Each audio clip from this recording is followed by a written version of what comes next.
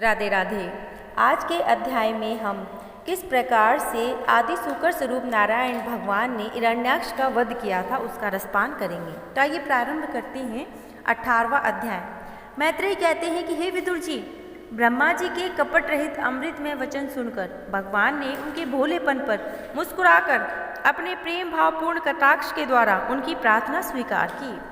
फिर उन्होंने झपटकर अपने सामने निर्भय विचरते हुए शत्रु की टुड्डी पर गदा मारी, किंतु हिरण्याक्ष की गदा से टकराकर वह गदा भगवान के हाथ से छूट गई और टकरा कर जमीन पर गिरकर सुशोभित हुई। किंतु यह बड़ी अद्भुत सी घटना हुई। उस समय शत्रुओं पर वार करने का अच्छा अवसर पाकर भी हिरण्याक्ष ने उन्हें निरशस्त्र देखकर युद्ध धर्म का पालन करते हुए आक्रमण नहीं किया। उसने भगवान का क्रोध बढ़ाने के लिए ही ऐसा किया था। गदा गिर जाने पर और लोगों को हाहाकार हो जाने पर भी प्रभु ने उसकी दुर्बुद्धि की प्रशंसा की और उसके सुदर्शन चक्र का स्मरण किया। अंततः तुरंत ही उपस्थित होकर भगवान के हाथों में सुदर्शन चक्र घूमने लगा, किंतु वे अपने प्रमुख पार्षद दैत्यधम हिरण्याक्ष के साथ विशेष रूप से क्रीड़ा करने लगे। उस समय उनके प्रभाव को न जीतने वाले देवताओं ने ये विचित्र वचन सुनाई देने लगे कि हे प्रभु, आपकी जय हो, इसे और न खिलाइए, शीघ्र ही मार डालिए। जब हिरण्याक्ष ने देखा कि कमल दल लोचन श्री हरि उसके सामने चक्री लिए खड़े हैं, तब उसकी सारी इंद्रियां क्रोध से तिलमिला उठी। वह लंबी सांस लेता हुआ दांतों पे होठ चबाता हुआ क्रोध समय उस तीखी दाढ़ी वाले दैत्य ने अपने नेत्र से इस प्रकार उनकी ओर घूरने लगा कि मानो भगवान को भस्म कर देंगे। उसने उछलकर कि ले, तू अब नहीं बच सकता, इस प्रकार ललकारते हुए श्री हरि गदा से प्रहार किया। साधु स्वभाव विदुर जी, यज्ञ मूर्ति श्री भगवान ने शत्रु को देखते ही लीला से ही अपने बाएं पैर से उसकी वह वायु के समान वेग वाली गदा पृथ्वी पर गिरा दी और उससे कहा, अरे दैत्य, तू मुझे जीतना चाहता है, इसीलिए अपना शस्त्र उठा ले और एक बार फिर वार कर। भगवान ने इस प्रकार कहने पर उसने फिर गदा चलाई और अपनी भीषण गर्जना करने लगा। गदा को अपनी ओर आते देखकर भगवान ने जहाँ खड़े थे वहीं उसे आते ही अनायास इस प्रकार पकड़ लिया जैसे गरुड़ सांपिन को पकड़ लेता है।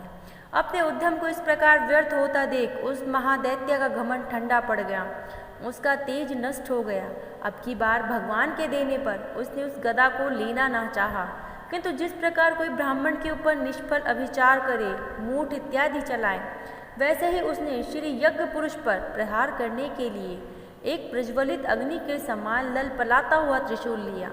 महाबली हिरण्याक्ष का अत्यंत वेग से छोड़ा हुआ वह तेजस्वी त्रिशूल आकाश में बड़ी तेजी से चमकने लगा। न भगवान ने उसे अपनी तीखी धार वाले चक्र से बीचों बीच काट डाला, जिसे इंद्र ने गरुड़ जी के छोड़े हुए तेजस्वी पंख को काट डाला था।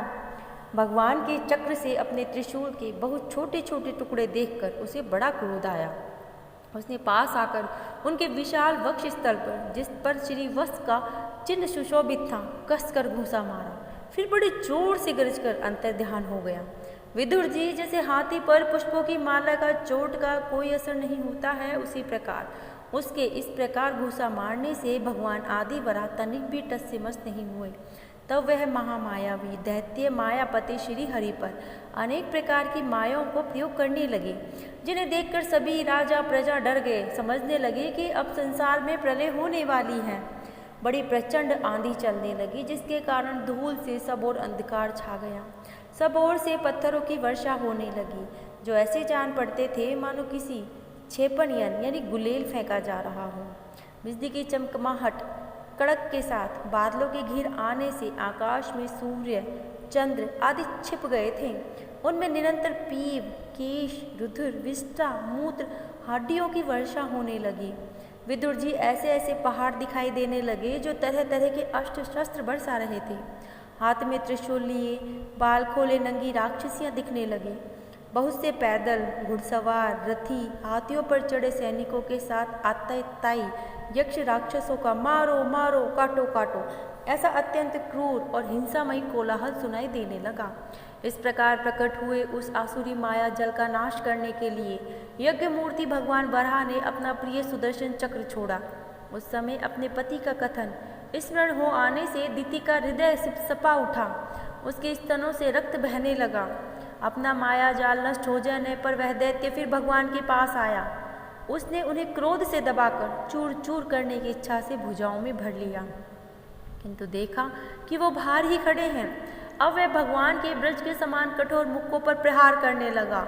तब इंद्र ने जैसे वृत्तासुर पर प्रहार किया था, उसी प्रकार भगवान ने उनकी कनपट्टी पर एक तमाचा मारा।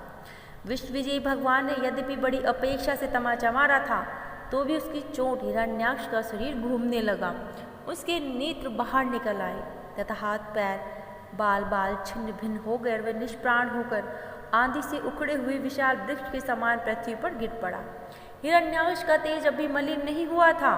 उस कराल दाढ़ों वाले दैत्य दांतों से होठ चबाते हुए पृथ्वी पर पड़ा देखकर वह युद्ध देखने के लिए आए हुए ब्रह्मादि देवता उसकी प्रशंसा करने लगे कि ओह, ऐसी अलभ्य मृत्यु किसको मिल सकती है।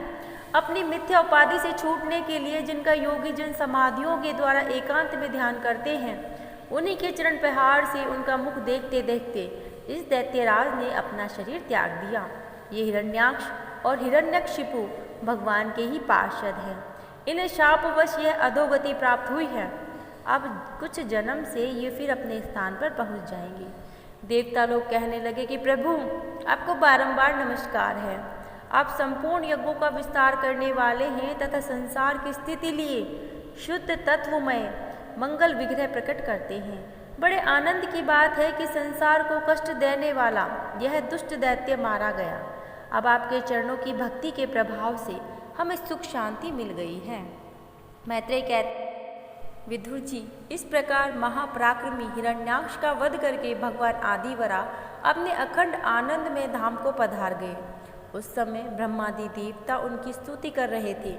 भगवान अवतार लेकर जैसी लीलाएं करते हैं ना, और जिस प्रकार उन्होंने भीषण संग्राम में खिलौनों की भांति महापराक्रमी हिरण्याक्ष का वध कर डाला। मित्र विदुर जी, यह सब चरित्र जैसा मैंने गुरुमुख से सुना था, तुम्हें सुना दिया है। इस पर सूति जी कहते हैं कि हे सौनक जी, मैत्रेय की मुख से भगवान की यह कथा सुनकर परम भागवत विदुर जी को बड़ा आनंद हुआ। जब अन्य पवित्र कीर्ति और परम यशस्वी महापुरुषों का चरित्र सुनने में बड़ा आनंद होता है, तब श्री वत्सधारी भगवान के ललित ललाम लीलाओं की तो बात ही न्यारी है। जिस समय ग्राह के पकड़ने पर गजराज प्रभु के चरणों में ध्यान करने लगते हैं, उनकी हथनियाँ दुख से चिघाड़ने लगती हैं, उस समय जिन्होंने उन्हें तत्काल दुख से छुड़ाया और सब ओर से निराश होकर अपनी शरण में आए हुए सरल हृदय भक्तों की सहज ही प्रसन्न हो जाते हैं, किंतु दुष्ट पुरुषों के लिए ये अत्यंत दुरासाध्य है। उन पर जल्दी प्रसन्न नहीं होते हैं। उन प्रभु के उपकारों को जानने वाला ऐसा कौन पुरुष है जो उनका सेवन नहीं करेगा। हे शौनकादि ऋषियों, पृथ्वी का उद्धार करने के लिए वराह रूप धारण करने वाले श्री हरि इस हिरण्याक्ष वध नामक परम अद्भुत लीला को पुरुष सुनता गाकर अनुमोदन करता है, वह ब्रह्म हत्या जैसे घोर पाप से सहज ही छूट जाता है।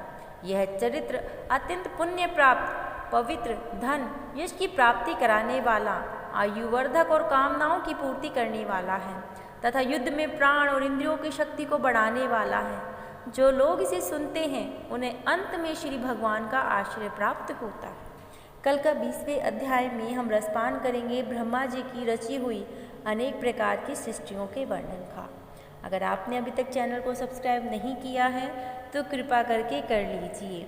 श्री हरि विष्णु आप सबको स्वस्थ रखिए और आप सबके सारे मनोरथ पूर्ण करें। राधे राधे।